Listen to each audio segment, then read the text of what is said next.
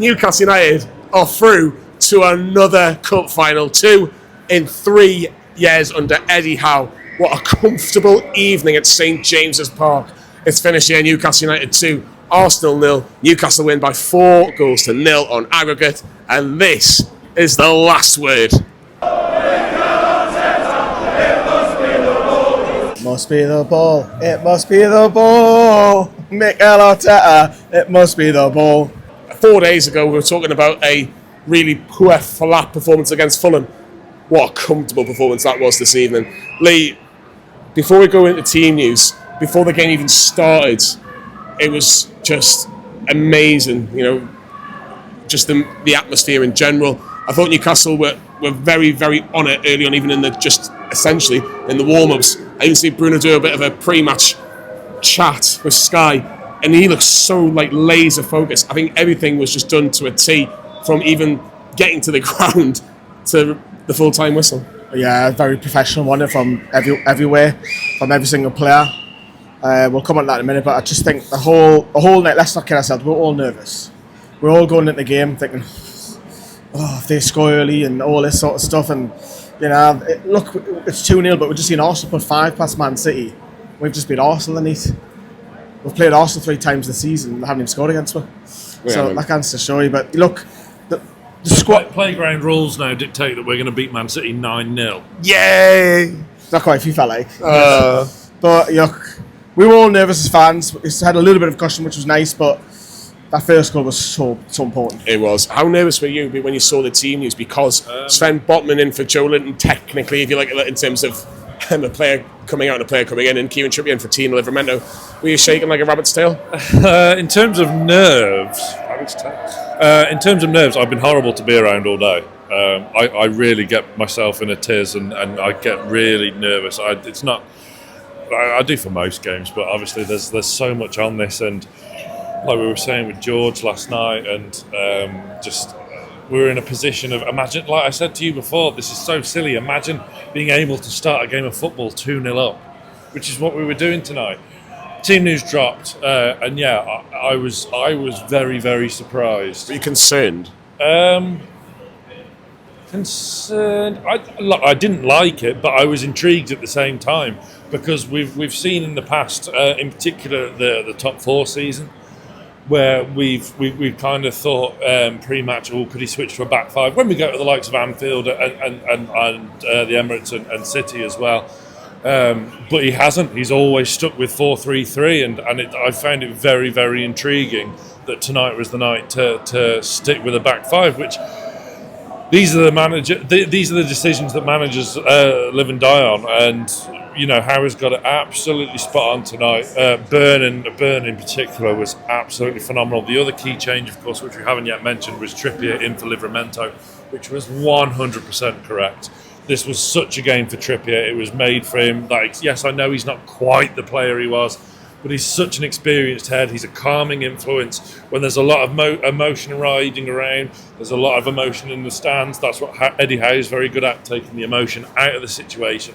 And that's what Trippier is on the pitch as well, because we've got a lot of emotive players on that pitch that just needed to be reminded every now and again just to calm your shit. In the first, can I just say, who said Trippier should start? Who said Dubravka would start? Who said Botman would? I was just going to mention about Botman, but I'll leave that for maybe maybe. No, I didn't think it would be 5 at the back. No, I didn't. I want to talk about Botman more in the second half of last week, because I think it's a really interesting point. But first 5 minutes, yes, I know we gave away a free kick after 30 seconds. I was like, can we not have this all the way through the game, please? But 5 minutes in, massive chance for Newcastle United. Bruno plays Isak through. Everyone thinks he's onside, puts the ball in the back there. Newcastle explodes, but literally the whole stadium exploded. We all thought it's a genuine goal, didn't it? Over 4 minutes that took for VAR to disallow. Over 4 minutes. It was. I've seen a replay. It is incredibly tight. It's essentially Isak's probably leaning a bit too much, but it's razor sharp offside. We heard the referee. Did you? Because I didn't hear it clearly. The tannoy system needs something. Yeah, it wasn't crystal clear. I heard it, but it was his voice. Yeah. Right decision, unfortunately, but that's what you wanted to say, because Newcastle, we need that first goal. But 5 minutes in, you're thinking, well, Isak's in the mood. He's going to take a chance. He's going to take his chances.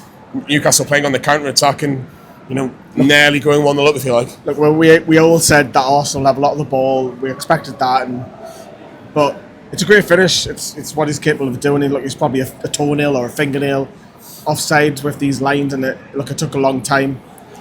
So it must be really, really tight, but thankfully it didn't, because it was crucial the opening 20 minutes for me, which whoever gets the better start, not even the goal, just a better start, and it also helped lift, not that the atmosphere needed lifting, but it just got the crowd going again and again, and I think even if that goal doesn't go in, I think crowd still would have been up for it, but I think it just turned the dial a little bit. It did turn the dial a little bit, but Arsenal had a lot of possession. I think Newcastle, or Eddie Howe, was probably thinking, I don't mind giving them possession. I'm kind of expecting it because of the way I'm playing, the formation I'm playing, but I know I've got quality players to kind of get us out of that little mess, and on the counter-attack we are frightening. But there was one big minute, Sam, Arsenal hit the post, some lovely footwork and football from Arsenal, and Martin Odegaard, you don't really expect him to miss from there, but I have to give credit to Fabian Schär. What a challenge to put, I suppose, in terms of Martin Odegaard. He sees him, you think, ooh, he might get a block here. It hits the post, but it was a let-off. I had a great view from where I was sat tonight as well, of that defensive effort in the first half in the Gallagher, about like the fifth row, just to left-hand side of the goal as you look onto the pitch there, around level with the line for the 18-yard box. I didn't ever, for 1 minute, think it was going in. Big moment, though. Yeah, huge moment. But before then, though, the big moment is, how do you react after that goal is disallowed? Because you've gone from the kind of elation of scoring a goal and all that adrenaline rushing through to it being disallowed after nearly 5 minutes of waiting around. You could tell that they were kind of leaning towards it being offside because they never came back to the centre circle. And then how do you react to that? How do you respond? Of course, Arsenal were going to have a lot of the ball. They're chasing a game. They started 2-0 down, Johnny. We started 2-0 up. They were always going to have to come and chase the game. They were always going to have moments in the game to make us feel really uncomfortable, such as the first leg as well. And, we coped admirably. And Dan Burn tonight was everywhere. He was. Everywhere. He was leading the press out many times. I think it was quite interesting as well. There was times in terms of especially when Arsenal had a goal kick, to see Fabian Schär so high in terms of obviously the man marking, in terms of how Eddie Howe wanted to set it out. I thought that was really, really interesting. But from a Newcastle goal kick, Lee, from obviously Arsenal in the post, Isak shrugs Saliba away, says, "Get away, this is my ball," wins the ball. Sam's already gone. He's doing the Saliba, if you like. Little 1-2 with Gordon. There's a great little pass. And Isak is so unlucky, Sam, even Lee. Isak was so unlucky. First, I'm a lot shorter. I know. A very different accent. I know. But Isak was so unlucky. It was a great strike, hits the post. I'm going to give credit to Jacob Murphy. Yes, it's an empty net, but it comes at him so quickly. He doesn't have much time to react and puts Newcastle 1-0 up. And it was such a huge goal. It was. Look, we're talking about whoever scored first, and it would be massive, whether it's Arsenal or Newcastle, because that puts them 3 in. And then you've got to... But even then, it was more when that went in. Yes, you're right, Murphy, credit, because his numbers have been great this season. I said, unsung hero. Yeah, and I said he's I don't think he'll get picked for the England squad, but he's got. If there was a base squad, he would be in that base squad right now. I think he's propelled himself. So there's a few injuries, you never know. But yeah, he puts it in. The place goes nuts again, and I think that gives you that little bit of cushion, doesn't it? And then you think, right, okay, they need 3 just to take an extra time. That's, for me, that was never going to happen. I know Dubravka was forced into that save, but that was never going to happen. Dubravka wasn't tested enough, and I'd be really disappointed because fair play Arsenal fans. There's a lot of them the other night, and they're all going back doing, which they'll not get home at like 6 in the morning or something mad like that. I was shocked, not with the amount of travelling support, but the kind of, well, maybe arrogance in a way. They were so confident that they were just going to turn us over from being 2-0 down. Like they were singing they were going to Wembley without a hint of irony. It's entitlement. It was. I found it absolutely fascinating. Entitlement. They do it about Isak. Yeah, I can't believe we've got him on loan. Unbelievable loan signing. Yeah, who would have thought it? He plays for Newcastle. He does play for Newcastle, but just want to touch about obviously after the goal. Great finish from Jacob Murphy under the circumstances.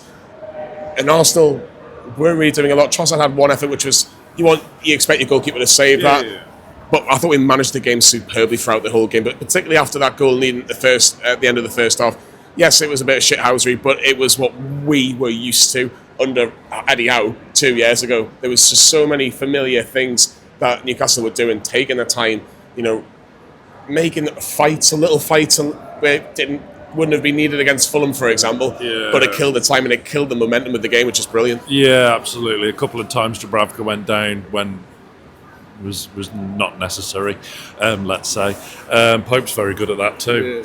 It's almost like it's pre-planned. But Trippier was phenomenal tonight. Unsung hero, get in there. Unsung hero with not just his performance on the pitch, not just his leadership, but his shithousery as well. Like you say, just kind of fueling the fire and kind of fueling the Arsenal fire just to get under their skin a little bit. And yeah, it was brilliant. And having that back five, which was kind of a 3-4-3 in essence when going forward. They all worked phenomenally hard. Gordon, phenomenal, up and down all night, ran his absolute knackers off. I agree with Lee, Dubravka wasn't really tested. And we've done it comfortably. And like we said with George Culkin on the Greenwood and Mulliner show yesterday, available on all podcast apps now. Go on, plug it one more time. We keep kind of having this kind of insecurity and worry that we're going to completely F these scenarios up. But we don't. Under Eddie Howe, we don't. We don't. You're right. We just don't. And second half, the message probably would have been just more of the same. Kill the game. Waste. Survive the first 15 minutes and the game's done. I think that's pretty much the message from what Eddie Howe has said. But Anthony Gordon did score the second, but he nearly scored just before that when Arsenal. Do you not think he should have went a little bit closer in? So do I. But he nicks the ball off Saliba, I believe. No. Because if he does that, then you give him Ryan more time to get back. But you can still chip him, I suppose. You can lift it over him. But no. I think he did the right thing. He was just unlucky. I've only seen that live, so let us know in the comments what you think. If Anthony Gordon should have taken an extra touch, who knows? But that effort just goes wide. Reyes definitely not saving it.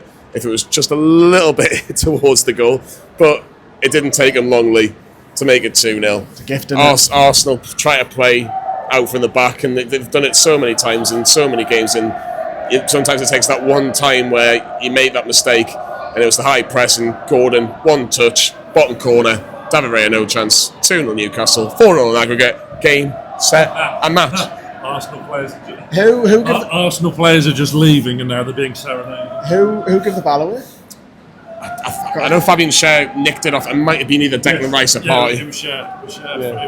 Okay. I want to say Rice or Partey, one of the two. Potentially, yeah.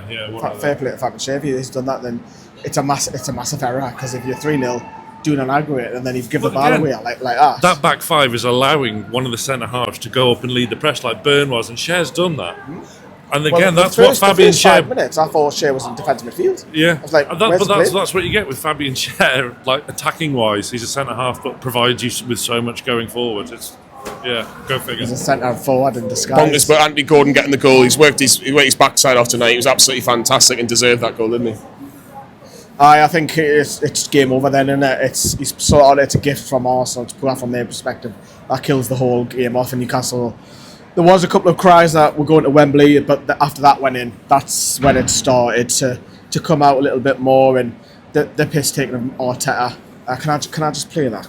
Just play it in the next. It was fantastic. Whoever came up with that in Strawberry Corner, well done, you. Yeah. There we go.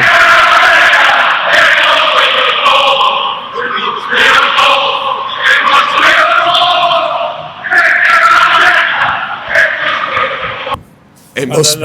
That was followed in by "You're going to cry in a minute."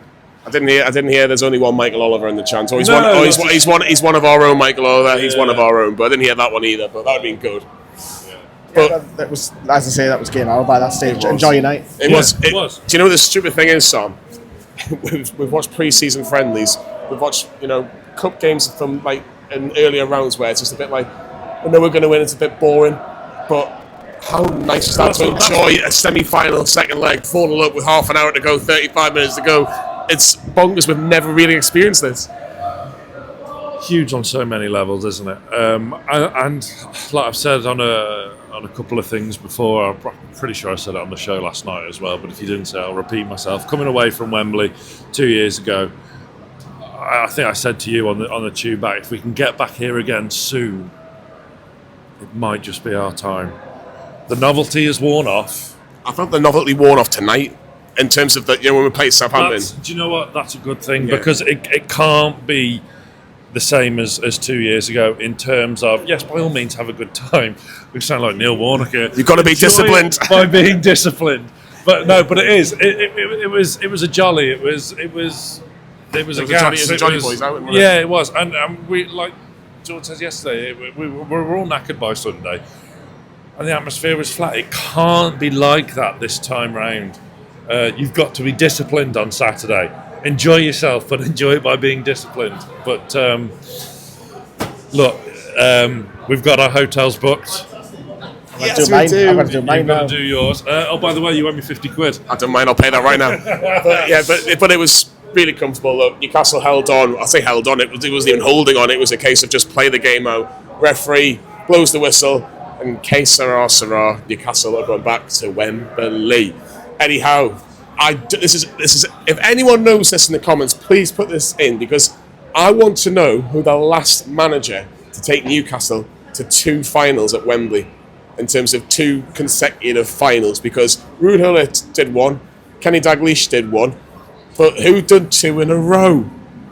Let us know in the comments. But anyhow, congratulations. Take it away.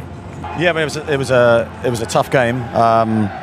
I thought tactically we were good. I think the intention was to be aggressive, and sometimes when you have that intention, for whatever reason, it doesn't work. But today, I thought we put pressure on them early in the game, which helped solidify our plan.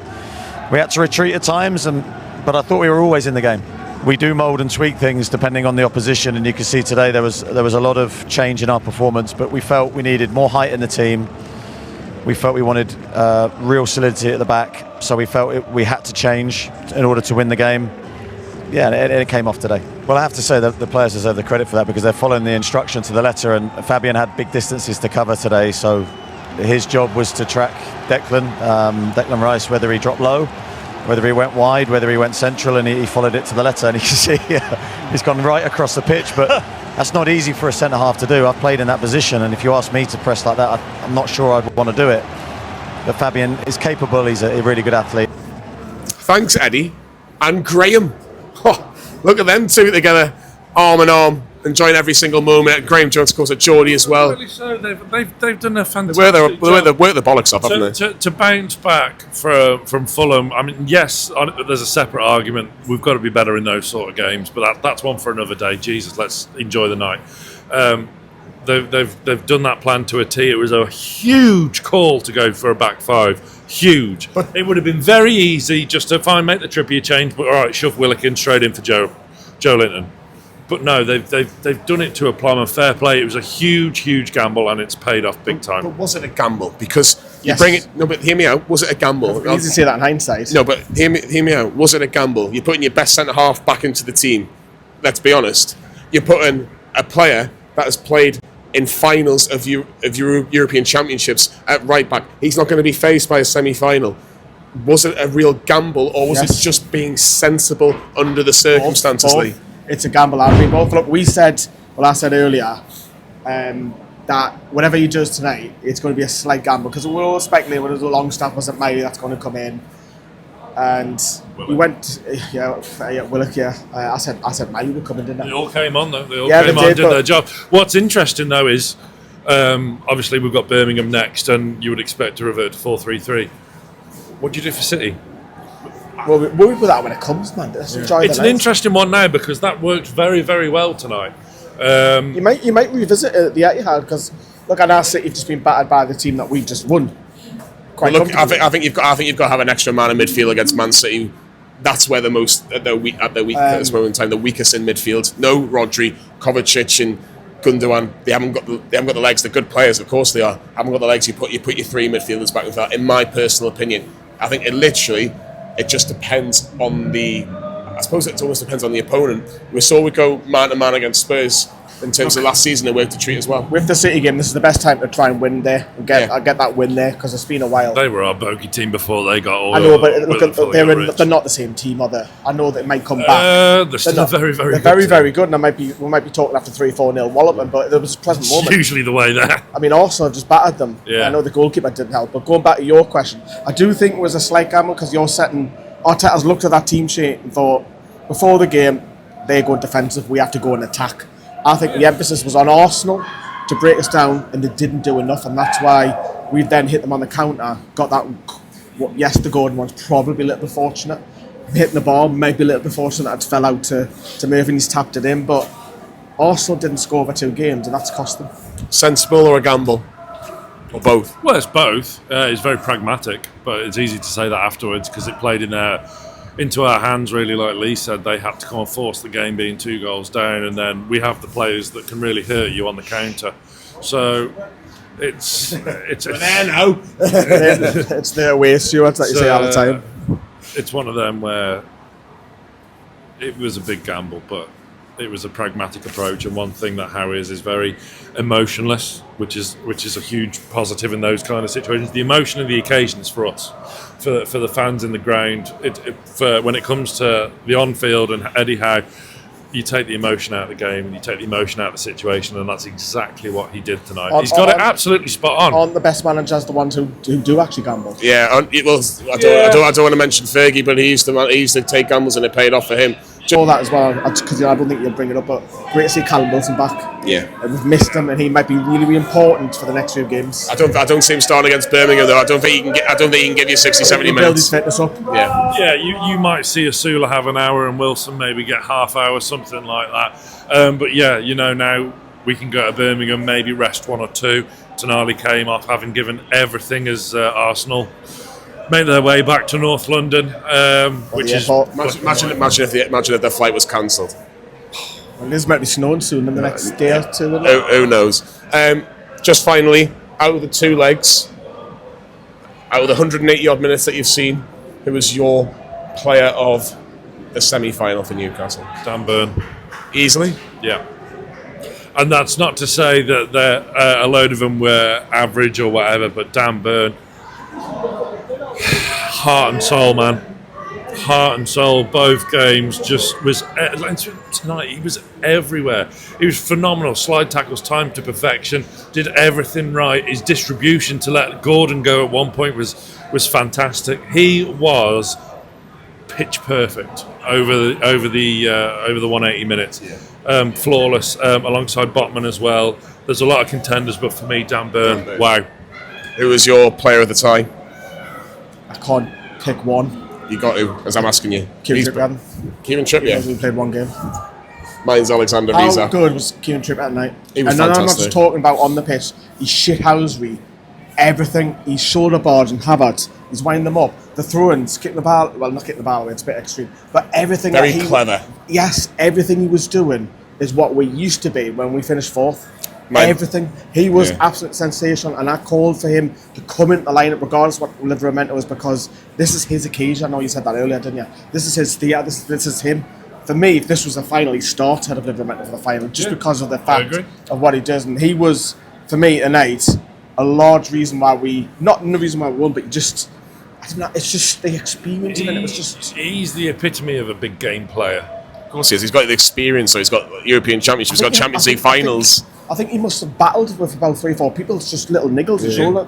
It was just class. So trip over the 1 game, if you had to push us over 2, it would be overall. But I have to go just with Trippier. I love that, the neat man. I love that. Mine was Isak for me. He's just, and I know you can argue Dan Burn. I don't disagree with that. Feeding off scraps tonight wasn't Isak, but he was still there trying to make stuff happen. Burst of pace down the wings. There's loads. Tonali, Gordon, all Isak for me is the reason why I think Newcastle United are through. A goal and an assist and half an assist at the Emirates. More the shit Shea was doing it than it. I know, everybody. He just got the crowd like this. But in the first 5 minutes, more of that, man. But Isak was the difference today for me as well.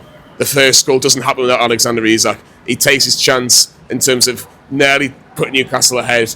He has an involvement, and he's so important. Like, not many people get the better of Saliba and Gabriel on a regular basis. Alexander Isak is that man. When he Does it did, with Van Dijk as well. he didn't have much to do tonight, but what he did was matters. He didn't have much of the ball, but he had that little bit of chance. It got with the Murphy goal and the offside goal. He did. Well, I think we should wrap things up because we're going to be here literally till March the 16th. We will all be in and around Wembley. I mean, that's a bold call. You were about to make a bold call then when tickets aren't even on sale yet. I know, in and around Wembley, but yeah. If you can't get a ticket and you want to go down, just do it. Again, do it. But be disciplined. Be disciplined. Enjoy it by being disciplined. That's the biggest takeaway from tonight. All three of us will be at St Andrews. Bit of a reality check. 3 days later, 4th round of the FA Cup. 8, Peaky Blinder country. Exactly. 5:45 of BBC Can One. I bump in as well? Go and check the previous 2 videos that I've just put out with Johnny. I followed Johnny around interviewing the fans. If you haven't seen them, and then we bumped it with John O'Hare as well. So there's a quick video with him as well. Exactly. If you don't like this video, I don't know what you're doing. We're in a bloody final, man. You're an Arsenal fan, dislike it. Exactly. Who The cares? algorithm anyway. Who cares? Like and subscribe to Newcastle Fans TV, and we will see you at Wembley. Try to hit him in the eye again.